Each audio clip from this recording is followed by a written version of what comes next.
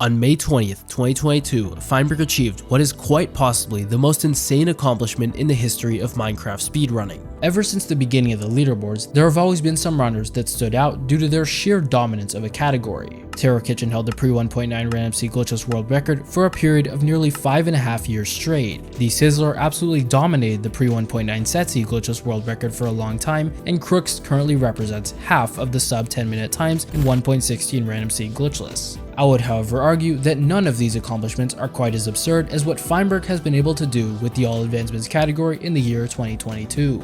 This right here represents the last 10 world records in version 1.16 All Advancements Random Seed Glitchless. Immediately, you might notice a considerable time drop from 10 to 9. On February 3rd, 2022, Wet Sockboy got a 4-hour, 10-minute, 55-second run, but the very next day is when Feinberg started his reign of dominance. Oh my god. Oh my god. You see, he got a 3:33.46, which was the largest world record time drop since Elisaku beat Elisaku by 39 minutes back in May of 2021. Despite the crazy improvement, just 40 seconds prior to the completion of the run, Feinberg had no clue if it would even be a record. Thunder is the biggest choke point in All Advancements runs, since not only is it required for very frightening, but it's also quite RNG dependent. On average, the first Thunder happens over 6 hours into a run, and since Feinberg was 3.5 hours in and didn't have it yet, he went to go respawn and kill the dragon, checking off a few advancements. Upon going through the end portal back into the overworld, his facial expression changed very subtly, but this was the exact moment when his mind started racing incredibly fast, because he realized that while he was in the end, Thunder had struck down in the overworld. He made a mad dash to a nearby village, grabbed his trident, and threw it at a villager. To complete the run, all he had to do was drink honey, fall through a honey block, and sleep, so he did just that. There was absolutely no denying that he got an incredible stroke of luck at the end. So was this 37-minute improvement merely a fluke? It's definitely been known to happen in speedrunning, especially in more RNG dependent categories, but that still doesn't explain how he did the exact same thing 6 days later. Nice! No one else even had a sub 4-hour time, and Feinberg just got back-to-back world records, but he was not done there, because from March 1st to April 1st, he broke the record 4 more times, dropping it down to 3 hours and 13 minutes. Dude, what? For each record he set in that month, he had another run die to no Thunder, so with better RNG, he could have potentially completed 8 runs that were all faster than anyone else's personal best by a large margin. In case you still think this was all merely a big fluke, on April 6th, he got a 3:09 run that died to Thunder and followed that up 3 days later with a Thunderless 3:05. On April 13th, he got a 3:20, but since it wasn't a personal best, he had his friends hop in at the very end so they could claim the Trios record. 6 days later, he posted a 3:20 and a 3:17 run to his channel, but after that, things started to slow down. For a whole week, since on April 26th, he got a Thunderless 3:15, then followed that up 2 days later with a 3:08 world record. You may now be noticing a trend. He was on the verge of breaking the 3-hour barrier, but continued to come up just short of the mark. Now, although he had already blown away expectations with his absurd dominance over the All Advancements category, there's really nothing quite like breaking the final hour barrier left to be broken. You see, Feinberg was not just trying to stockpile world records, he was trying to push this brutal endurance test of a speedrun to its absolute limit by securing the first ever sub 3-hour time.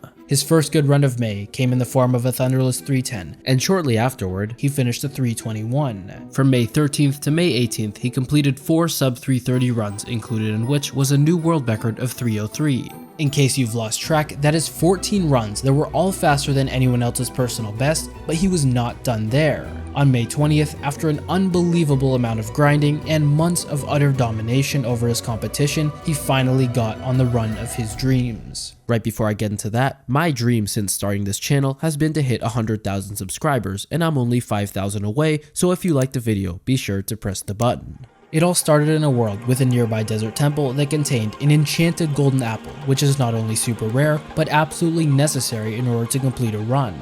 After killing a golem for its iron, he entered the nether, located a bastion, traded gold to the piglins, and while searching for a fortress, returned a gas fireball, getting returned to sender. Upon entry into the fortress, he killed blazes until he had 7 rods, exited the nether, then gauged the location of the stronghold with 2 Eye of Ender throws. Once he was back in the nether, he went to the nether equivalent location of the stronghold and got the I Spy advancement a mere 11 minutes and 10 seconds into the run. For some perspective, if his goal was simply to kill the Ender Dragon as fast as possible, this could be a top 100 time with good RNG. But as we all know, he's running all advancements, so after robbing the library of its books, he entered the end, got a bottle of Dragon's Breath, then killed the dragon. Upon going through the end gateway, an end city with a ship was immediately visible, and once he got closer, he spotted a second one right next to it. At a mere 18 minutes, Feinberg grabbed the elytra and started looting a bunch of end cities for god loot, along with killing shulkers for shulker boxes. As if the RNG in this run wasn't already insane enough, he managed to get an endermite to spawn in just 2 pearl throws, but unfortunately an enderman landed the final blow.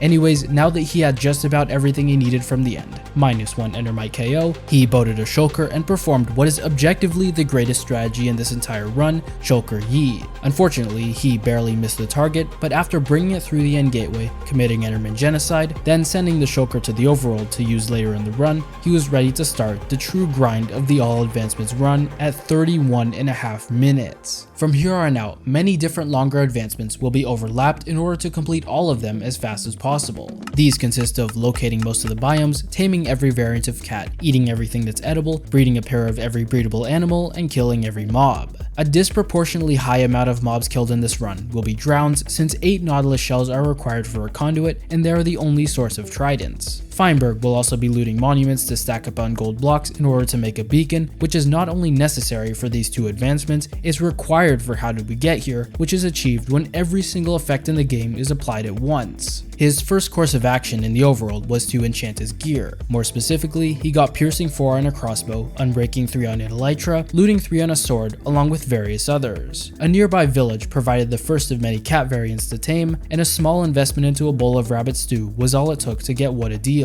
After a grand total of 13 minutes since the first cat was tamed, Feinberg managed to find and tame every other variant at different villages, and considering the fact that this advancement sometimes stretches the entirety of a run, that was a pretty promising sign. Staying on the theme of good RNG, he got a trident to drop in just 2 drowns, and 2 minutes later found the rarest biome he needed, a mushroom island. As Isaac Newton probably once said, if you're gonna locate the rarest biome, you might as well find the second rarest one right next to it, which is exactly what Feinberg did. Once winter struck, he located an igloo, politely knocked on the door to the basement, and cured a zombie villager, getting Zombie Doctor. This is also when he put the channeling enchantment on his trident, which was necessary for later in the run. Hey, remember that endermite he wasn't able to kill? Well, by lowering his render distance, throwing an absolute shit ton of ender pearls into unloaded chunks, then turning his render distance back up, he was able to spawn not 2, not 3, but 1 endermite that was promptly slaughtered. By planting some seeds, he was able to get a seedy place, and by moving a nest that was full of bees, he got total bee location. After finding a jungle that contained bamboo, he spotted 2 pandas just chilling next to each other as if they were waiting for him to breed them, but due to the sheer amount of mobs, Feinberg decided to wait until day before doing that. At an hour and 22 minutes, a birch forest was located to finish off the adventuring time advancement, which means that all of these biomes were found prior to that one. To top it off, a nearby desert temple contained a mending book, so he no longer needed to worry about his elytra breaking. In celebration, he slaughtered 5 animals at once, getting Arbalistic. After that, Feinberg went on a hunt for nautilus shells, and once he had 5 of them, he hired some help for the final 3. Who knows, maybe one day iron golems will be able to swim. Anyways, that was around the time that he decided to go back into the nether to get various advancements. First, it was Uneasy Alliance, which required him to kill a ghast in the overworld. If that sounds difficult, it is, but Feinberg had a little trick up his sleeve. Basically, by going on to render distance, hooking a ghast with a fishing rod, and reeling it in, he was essentially pulling an unloaded ghast. He then built a portal into the overworld, and as he was going through it, lit a piece of TNT, then immediately turned his render distance up in order to load the ghast. Since the piece of TNT got set off while he was in the overworld, he was able to trick the game into giving him the advancement. I know, some serious big brain plays, and at this point, the sheer insanity of this run started to set in. Wow, dude, this is crazy, what the fuck? I mean, what? I'm looking at the fucking thingies and I actually have like nothing to do. It's sunk in again. He had eaten nearly every single food, slain almost all of the mobs, and collected an absolute shit ton of gold blocks. By this point, most runners wouldn't have done nearly as much stuff as Feinberg, and that is truly a testament to how automatic this run is for him. Here is a list of everything that needs to be tracked at the same time in an all advancement speedrun, so just for a second, try to imagine staying organized. Now stop imagining because you'll probably get a headache, but I think you get the point. What truly separates the good from the great is the ability to overlap tasks with each other, and Feinberg is second to none in that regard. Unfortunately, however, all the skill in the world can't fix atrocious Wither Skeleton Skull drop rates. In total, he had to kill 120 of them with a looting 3 sword before he had 3 skulls, but regardless, the pace was still really good. Once back in the overworld, he killed 2 birds with 1 arrow, then went on a hunt for the last 3 Nautilus shells he needed. Unfortunately, his luck wasn't great, and on top of that, an entire rain cycle came and went with no thunder, which, as you know, is absolutely necessary in order to complete a run. As the timer kept ticking, it was seeming more and more likely that this run would end in a similar way to many others, and Feinberg was getting quite pessimistic. Oh, and it stopped raining, you bitch. Figures. Well, the pace is dying to shows anyway, so it doesn't really matter. While the start of the run was lightning fast, the run cannot be completed without fast lightning, and the window for sub 3 hours was shrinking smaller and smaller by the second. It seemed like it would take a miracle for this run to be a world record, but just as things started to look down, the game offered a beacon of hope. Channeling, Mending, Unbreaking 2, and Sharpness 5 books along with the God Apple is perhaps the greatest desert temple that has ever been stumbled upon, and while he didn't still need those things at that stage in the run, the sheer absurdity deserves some recognition. At 220, Feinberg finally got the 8th shell, and with that checked off, he made a bold prediction. It probably sub 3 Thunderless is. That's sad.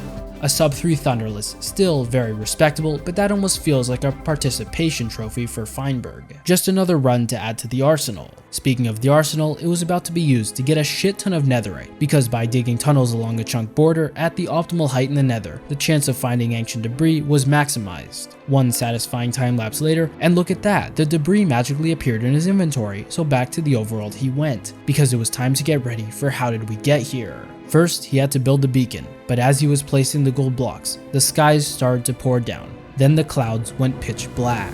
What the fuck? He watches what? Feinberg? What's Feinberg? Yeah! What? So about that prediction of a sub 3 Thunderless, how about a sub 3 world record if the rest of the run played out well? Feinberg, understanding this better than anyone else in the world, went back to complete his beacon, and on the way, breeded bees to get the 2x2 advancement. Up next, it was brewing, and as I like to say, the only thing more exciting than brewing is literally every other aspect of this run. So oh look at that, he's done brewing. Once the debris was smelted into netherite, he covered himself in debris, along with acquiring the most overkill hoe of all time. Using the 3 skulls he got earlier, he spawned the Wither, then proceeded to absolutely obliterate it, and only after that was he able to top off the beacon. Bullseye was the next course of action, and after setting up more stuff for how did we get here, he started a raid. It was a truly valiant effort from the raiders, but of course not valiant enough. With that out of the way, it was finally time for the moment of truth, aka how did we get here? First, Feinberg got Bad Omen by killing a raid captain, then he got mining fatigue from a monument, and with Flying Dolphin strats, he finally had everything in place.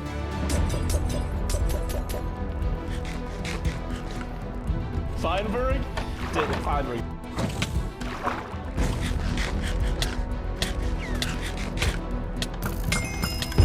Oh my god. With the last difficult advancement out of the way, Feinberg was finally on the home stretch. And at that point, his mind must have been racing a million miles per hour. He had streamed just north of 7 hours per day on average over the course of these months, and the bulk of that was grinding for a sub 3 all advancements run. To see all that hard work coming to fruition is an indescribable feeling that can only be articulated through one person and one person only. Feinberg? Feinberg, he's right here. I feel honored. My man.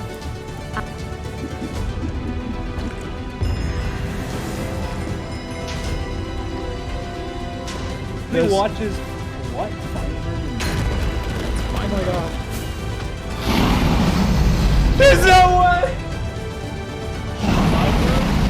Feinberg, he's right here. I feel honored. My man. The timer starts with a 2! Yes! Yes! Yes! The final time was 2 hours, 51 minutes, and 42 seconds. Just 3 months prior, Feinberg got the first sub 4 with a time of 3:33:46, and at the time, that run seemed like it neared perfection. To not only have the ability, but the work ethic to revolutionize the all advancements category in the way that Feinberg did is truly special, which is why I've gone so far as to say that this 2:51:42 is the most insane Minecraft speedrun ever. That is, until he inevitably breaks his record again.